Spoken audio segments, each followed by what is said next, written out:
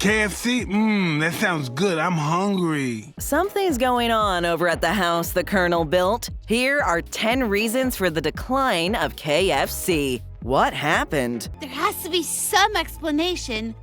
The declining quality. You shouldn't bring in KFC unless it's actual KFC, not this. There was something special about the original Kentucky Fried Chicken. The taste, the smell, and the overall experience. The Southern Fried Chicken truly lived up to its slogan of being finger-licking good. However, it seems that this is no longer the case with KFC. In recent years, there's been a notable decline in the quality of the chicken being served at the chicken chain. This decline began shortly after the Colonel sold his beloved franchise in the early 1960s for $17 million. Not too long after the new owners came on board, the chicken was noticeably less appetizing. Let's just say that after consuming those good old 11 herbs and spices, the urge to lick your fingers simply wasn't there anymore. The dog will lick himself, but he will not touch your sandwich. The quality of KFC's fried chicken has continued to decline over the years as the brand has changed hands and is now under the umbrella of Yum Brands, Inc. KFC is not without company, as fellow mega brands such as Pizza Hut, Taco Bell, Long John Silver's, and A&W are all within the Yum family of fast food chains. This has led to KFC locations across the U.S. slowly disappearing, as former fans of the chain are no longer satisfied with the subpar product. It seems that when the Colonel left, he took some of the magic of his famous chicken with him. Expansion over quality. We decided to expand. You need to accept that. We all know that the founder of the iconic Kentucky Fried Chicken restaurant chain was the lovable Colonel Sanders. The almost cartoonish Southern gentleman brought his secret recipe chicken to millions across the country, and fans of the chain couldn't get enough of that Kentucky fried goodness. However, the Colonel eventually decided that he was done serving his 11 herbs and spices and sold his business to a group of investors in the early 1960s. Unfortunately, the new owners seemed more interested in expanding the franchise than continuing to focus on what made the chain so popular in the first place. You're moving in the wrong direction. As more locations continued to spring up across the country, the quality of the fried chicken began to decline. This trend worsened when another new set of owners, Hoiblein, a food and drink company, took over. Hoiblein continued to cut corners in an effort to produce chicken faster, easier, and cheaper, all at the expense of taste and quality. By the late 1970s, KFC had expanded to 3,400 locations across the U.S., making it even bigger than McDonald's at the time. While the new owners may have succeeded in expanding the chain, the end result was a product that fans were becoming less interested in. Growing competition. Everything's just getting harder and harder. Back in the day, KFC was the only place to get delicious fried chicken without having to knock on the door of some sweet Southern grandma's house for some Sunday afternoon comfort food. KFC prided itself on being the only fast food chain offering something besides burgers and fries. And for a while, the fried chicken chain served up buckets upon buckets of the good stuff unopposed. However, seeing the success of KFC, other fast food chains specializing in fried chicken began to pop up around the country. Chains such as Boston Market, Chick-fil-A, and Popeyes all have KFC to thank for the original business model. But each chicken chain has managed to surpass the former king of fried chicken. I'm a total loser. In fact, Chick-fil-A has been outselling KFC as far back as 2013. KFC's rivals were also stepping up their innovation game, with Boston Market being among the first chicken franchises to offer rotisserie chicken, with KFC following suit with their ill-fated rotisserie gold chicken in the early 1990s. There's nothing wrong with a little healthy competition. However, the combination of declining quality and a slew of fresh chicken franchises has resulted in the once mighty KFC becoming more and more of an afterthought. New to our channel? Then make our day and hit that subscribe button. Thanks!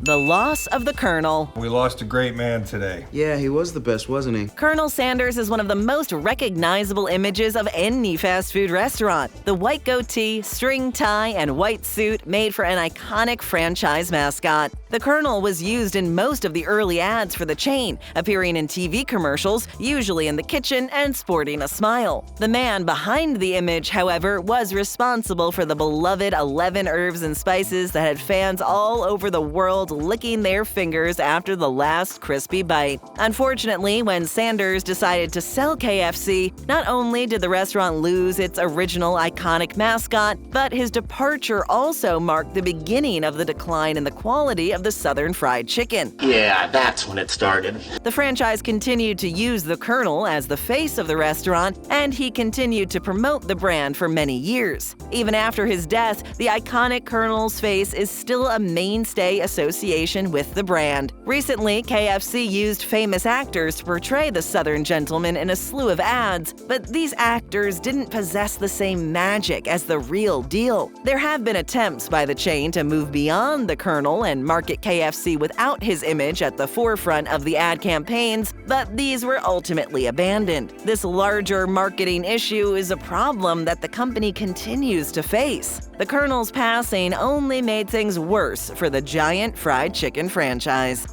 Why focus on expanding the menu? What's he doing? Expanding the menu. Variety is the spice of life, so any restaurant wishing to keep or even expand their clientele should always consider experimenting with their menu, as long as the focus continues to be the product that made them famous. Makes sense, right? Unfortunately, ambition or even greed can cause companies to stray too far from their original successful path. This is exactly what happened to KFC, as a series of additions to the menu forced the franchise to deviate from what they did best. Items like the rotisserie gold roasted chicken all but vanished after the novelty wore off, and other items, such as KFC nachos, that's real by the way, didn't stand the test of time. You're trash, Brock. Excuse me? KFC even entered the realm of the outrageous with wacky items like the Cheetos sandwich, which was a chicken sandwich with, you guessed it, Cheetos resting underneath a crispy fried chicken breast. However, the chain wasn't satisfied with just serving up chicken. The franchise eventually branched off, expanding into the realm of roast beef with a sister franchise aptly named Kentucky Beef. Yes, the doomed Kentucky roast beef came about after the investment group Sanders sold his business to decided that it would be a good idea to expand into franchises that also served up Southern roast beef. The decision to focus on expanding the menu and experimenting with gimmick items caused the beloved fried chicken to continue its downward spiral. The Colonel wasn't a fan in the 70s. Smells like that new famous bowl at KFC. It's one thing for a restaurant to have critics. In fact, it's almost a given that any business is going to have its detractors. However, when one of those critics happens to be the former owner, well, that's a rather large problem. Colonel Sanders himself became one of the most vocal critics of his former restaurant not too long after selling it to an investment group in the early 1960s. Sanders claimed that there were many changes to his original recipe and was even quoted as saying, "That's the worst fried chicken I've ever seen." Sanders also made scathing remarks about other menu items, such as the gravy, at one point comparing it to wallpaper paste. It's bad taste. The Colonel's harsh remarks regarding the food would continue, with Sanders describing the extra crispy chicken as a fried dough ball stuck on some chicken. Obviously, the former owner and founder criticizing the food is not so good for business. And while the Colonel has since passed, his criticism of the product post-sale is not only a major franchise blemish, but also seems to be ringing true to former fans. Colonel Sanders' revival wasn't met with universal praise. Why is he dressed like Colonel Sanders? Even though the Colonel passed away in 1980, the man responsible for KFC had not only sold the restaurant back in the early 1960s, but he had also been a vocal critic of the chain. This, however, didn't stop the franchise from continuing to use Sanders' image as a mascot for the chain. KFC decided to slowly distance themselves from the Colonel for a brief period before reviving the Colonel post-mortem. We just need some time. That's all. Images of the beloved Colonel in cartoon form and several celebrities such as Norm Macdonald and Reba McEntire fully dressed as Sanders were used in advertisements. While the series of ads featuring both the cartoon and celebrity Sanders were entertaining, nothing was quite as successful as having the real Colonel in the ads. These new ad campaigns seem to just cost the franchise money rather than help generate renewed interest in the chain. Once again, KFC continued to focus on everything but the real problem, which was the state of their chicken. Rumors of mutant chickens have plagued the franchise. 3 words. Are mutants dangerous? Much like any popular franchise, KFC has had to deal with its fair share of scandals over the years. The most notorious of which was undoubtedly the rumors of the fried chicken chain using mutant chickens in their famous red and white striped buckets. These rumors originated in China, with 3 separate Chinese tech firms spreading rumors about KFC using chickens with extra limbs in the production of their food items. Rumors of mutant chickens being used at KFC locations had been circulating for a while. KFC you later. Get in. In fact, other stories claimed that a court ordered the franchise to change its name from Kentucky Fried Chicken to KFC because the chain was no longer using real chickens and instead was using modified poultry. While these rumors have no factual basis, the damage was done and KFC's reputation took a hit anyway. The firms were ordered to pay the chicken franchise a combined total of 600,000 yuan, or about $90,000. Even still, the rumors were a major blow to the already struggling franchise, damaging the reputation of the chain. Growing concerns with health. We're eating healthy. Many of us are more conscious about our health now than ever before. With rising obesity numbers in the U.S., most people take the time to find out how healthy or unhealthy the food we choose to eat actually is, especially fast food. Of all the fast food chains out there, KFC is usually the first within the crosshairs of those wishing to put an end to the obesity problem plaguing the U.S. This is, of course, due to the fact that fried chicken is, well, fried. The fact that KFC's products are almost exclusively deep-fried makes them a restaurant of concern to the health-conscious, as fried chicken is high in cholesterol and saturated fats, aka the bad fats. Oh man, they do have a lot of saturated fat.